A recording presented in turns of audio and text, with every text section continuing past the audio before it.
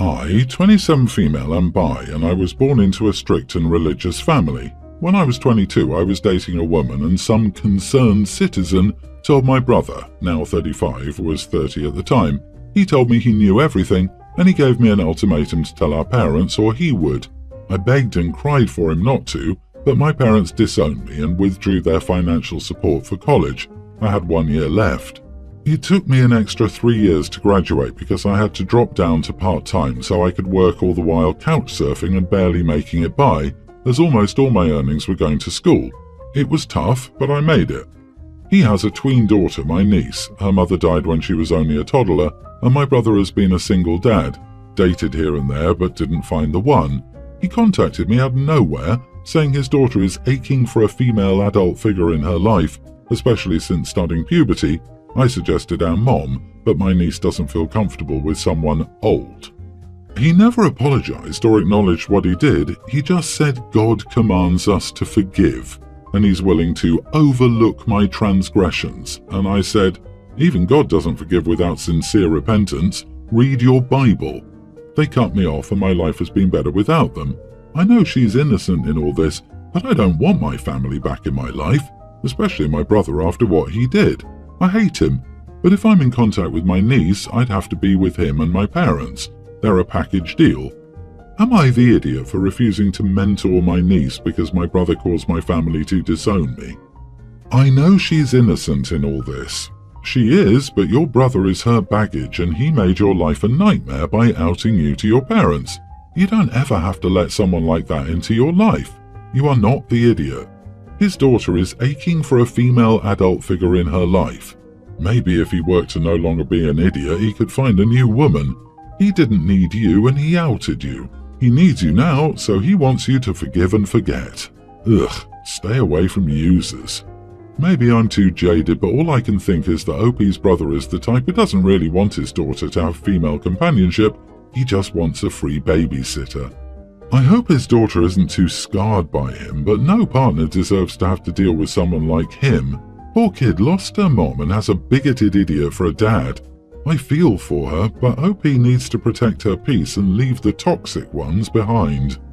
I think the niece could benefit greatly from hanging out with her aunt if she correctly identified her father as an intolerant bigot, as many children of conservative people do. Don't get me wrong, OP still has no obligation here, but I've seen too many teens caught in these religious cults, dying for a lifeline from someone not drinking the Kool-Aid. Tell him that you're more than happy to take your niece to a pride parade, and see if he's still willing for you to mentor your niece after that, since he still calls you a transgressor. Agree to only spend one-on-one time with niece and try to pull her away from the terrible indoctrination she was born into. Teach her real-life values, compassion, acceptance, and actual facts of life. Give her resources to see how hateful her family is so she doesn't grow up to be like them, and she knows she'll have support should she decide to walk away when she's older. Good luck. My dad cheated on Mom for years. During his affair, he let me down many times too. He'd plan stuff with me, and if his affair partner was in town or available, he'd drop me without a word. So when the truth came out, I was angry as heck with him. My younger sister was more forgiving and continued to have a relationship with him. The affair was revealed because she was pregnant. She lost that baby. They ended up getting married, and 2 years ago they had a child together who I never met. A few months ago they both died. A social worker contacted me and my sister to see if one of us would take her in. We were left until last because they wanted older bio relatives first, but none of them wanted her. My sister asked if we could raise her together. I said I wasn't getting involved and told the social worker I wouldn't raise her. My sister, who's only 19, stepped up. Some things needed to happen first. She dropped out of her college classes. She was working during the day and going to college at night, and she needed to move into a 2-bedroom place instead of the 1-bedroom she was in. She also needed to get some background checks done, but she passed and she has the child. Now she's having a hard time with childcare. She knew I wouldn't say yes, so she asked our mom, begged our mom. She told Mom if she loves her, she'll help her, and she'll start opening her heart up to her little sister, who is part of her girls even if she hates our dad still. My sister laid on a guilt trip to her. Mom said she needed to think. So she called me and told me she didn't want to do it, and that she hates the thought of having that child in her home and caring for her. but she knows it will ruin her relationship with my sister if she doesn't.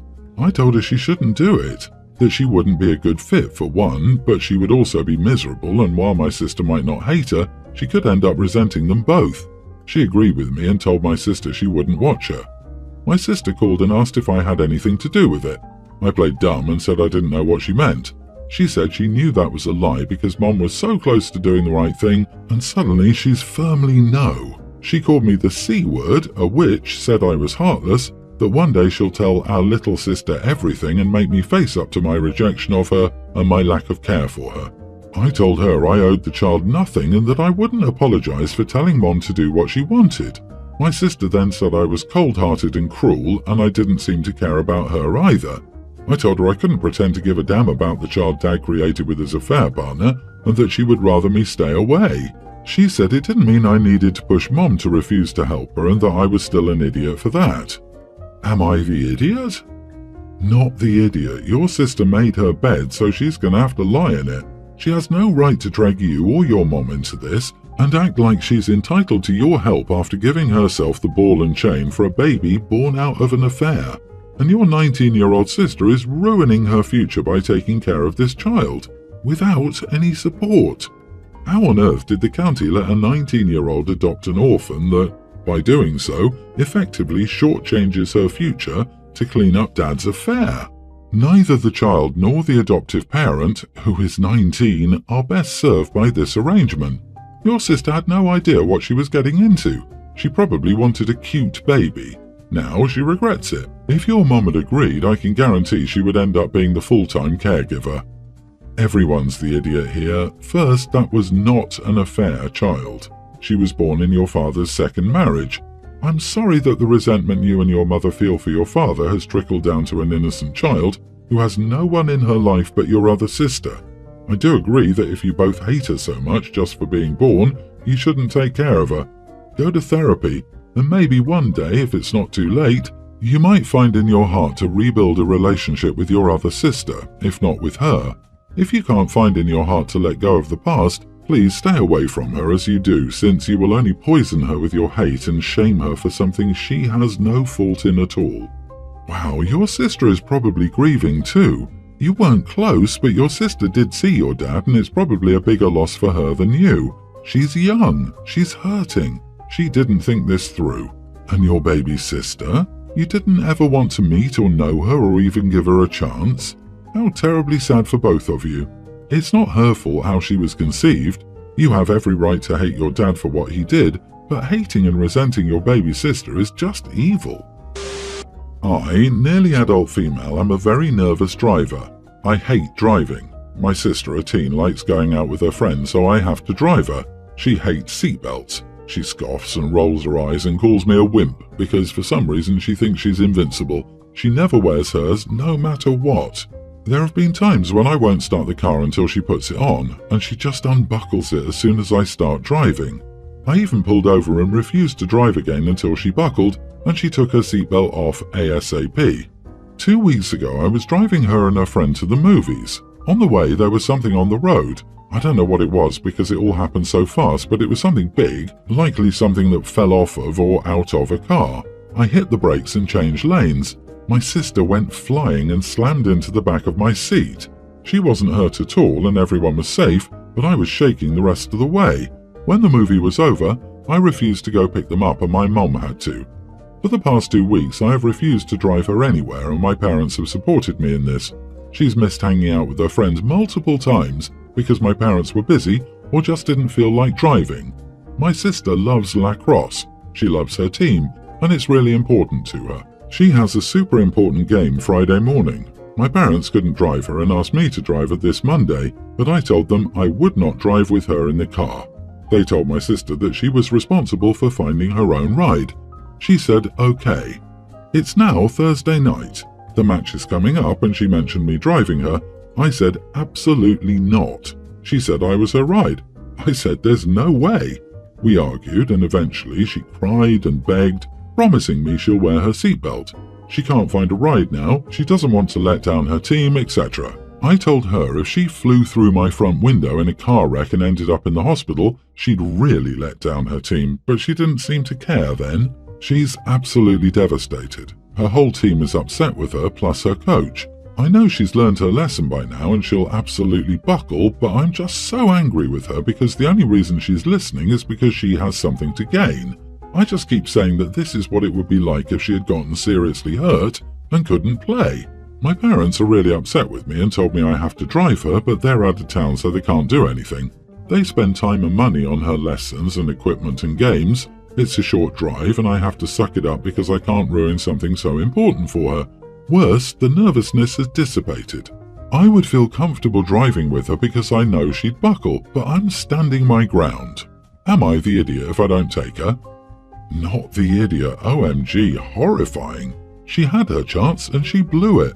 You're under no obligation to drive her. She's on a team. She can find a ride with someone else. Doesn't anyone carpool anymore? Or call Uber or a cab. That's what they're there for. I know for a fact that Uber and many cab companies will not, under any circumstances, take a child to a destination alone. There are just too many risk factors involved these days. In most states, the driver is at fault when a passenger doesn't buckle up. Your sister's BS bravado act is stupid and dangerous to begin with, but she's putting you at risk as well. She apparently needs to learn big girl lessons the hard way. If I could make a suggestion, maybe try to give her one last chance by driving her there, but tell her that if at any point in the drive she takes her seatbelt off, you'll turn around and bring her back home. If she's really changed, she'll show you, and if not, you're back to where you are now, and she misses the game. I could be missing something, but I don't think it would hurt. However, you have the final say and should do what makes you feel comfortable. Absolutely not. What a distraction for a driver to not know from moment to moment if their passenger is going to unbelt. Sis has made herself undrivable. Unbelievable stupidity. She's had plenty of time to make alternate plans but chose not to because she thought she could get her way. She fully deserves this punishment. My male 30, ex, female 28, broke up with me 4 months ago to take a job overseas. It sucked, but I dealt. She left behind some stuff which is still in storage and her dog James. She's had James for 12 years. I only made his acquaintance 6 years ago. We're bros. James was very cool with staying with me. He's used to my apartment and my neighbourhood. I made sure to keep his diet and routine the same because he was an old fussbot and would whine if I got him a treat he hadn't tried before until I tried to take it away. Then he'd snatch it up and run under my bed. Unfortunately, he got a twisted stomach. He was an old dog and the vet said that the surgery would be expensive and that there would be no guarantee that James would wake up. I cried my eyes out and asked the vet to please send James over the Rainbow Bridge. My ex's mom saw me the other day and asked about James. I told her what happened and she said she was sorry, but she also called her daughter, who then called me to call me a petty idiot for putting down her dog to spite her. I hung up and blocked her on everything. I did everything I could to keep him happy after she left. I didn't do this to hurt her. I did it because I thought it was the right thing to do for James. I could have contacted her to pay for the surgery, but she takes days or weeks to get back to me. Am I the idiot? Not the idiot. She left an older dog you clearly loved in your care when she left the country. He was your dog in every sense after the breakup. It's amazingly narcissistic for her first thought to be that you killed her dog out of spite, or whatever, to hurt her. You're blessed to have gotten out of a relationship with her. I'm deeply sorry for the loss of your beloved pet. You are the idiot. You should have tried to call her, ideally when the vet gave you the options. Clearly her mother was able to get hold of her. Why the heck are so many people saying she abandoned the dog? Depending on the country, it can be really hard to bring in a dog, and the travel and possible quarantine can be incredibly stressful. An elderly dog may not survive it, and I'd hate my beloved pet to die in a quarantine facility. The ex probably did the best thing for the dog by leaving it with OP, who also loved it. Leaving a dog behind while you move away is basically abandonment, dude. What else would you call that? It doesn't matter if he was old or young. A twisted stomach isn't a condition. You can wait days or weeks until you deal with it. James was fortunate that the OP recognized there was something wrong and took immediate action. Price or not, you made the correct choice. You chose a humane, peaceful end. You didn't let him suffer. He was your pet, not hers. Let her be a petty idiot. She wasn't there to make the hard choices. You were. My friend and I went out to dinner recently in Italy, where we're visiting, where we sat next to a table extremely close to us. It consisted of a group of 4 Americans, so they were obviously on holiday together as well. As soon as one girl from their group left for the bathroom, let's call her Hannah, the other 3 friends started immediately talking crap about her. Some examples include calling her ditzy, annoying for crying while they were abroad, failing a class at school, and talking with negative connotations towards her having intimacy. One of them asked to be told when Hannah was coming back so they would be warned when to stop bad-mouthing. My friend and I immediately felt very bad for the girl and agreed we wouldn't want to be in a lifelong friendship with people that secretly hated her. We decided we wanted to let Hannah know the situation before we left. As we were leaving, my friend verified that Hannah was the girl in question they were referring to, and I proceeded to let her know what happened while she was in the bathroom and told her I would want someone to tell me if I were in her shoes. One of the friends of Hannah immediately started yelling, saying, "You don't know crap about crap." Hannah seemed grateful that I told her. My friend and I headed out immediately afterward. They seem pretty young, so it's likely Hannah is probably sharing a hotel room with some of these people currently on her international trip, so I feel bad she has to deal with that. However, in my position, I would rather deal with having an awkward end of my trip with the knowledge that the people I'm with hate me, so I can cut them off, rather than unknowingly staying in their lives. Am I the idiot? Well, you should have taken her aside and said that. Instead, you just set flames to the situation and left a poor girl to sort it out. The problem isn't that you told her, the problem is that by telling her, you threw her to the wolves. You have no idea about what she loses during the confrontation, yet you impose your decision on her. Who paid for her trip? Does she have a place for the night? If not with them, can she return home safely? Your actions put her in a potentially risky situation because you couldn't be bothered to think one step forward. So you are the idiot for doing it in front of her friends. OP, now what? She has to stay on a trip with these people after a big blow-up. Also, let's be real. People get annoyed with each other when traveling. I've traveled with my best friend quite a bit. I'm sure I've crap-talked him. In fact, I know I have. But there is context with everything. I crap-talk him and he annoys me, but I still love the guy. You eavesdropped on a part of a conversation with no context and decided to cause a mess that you aren't going to have to deal with in the aftermath. You just threw a grenade into the group and left.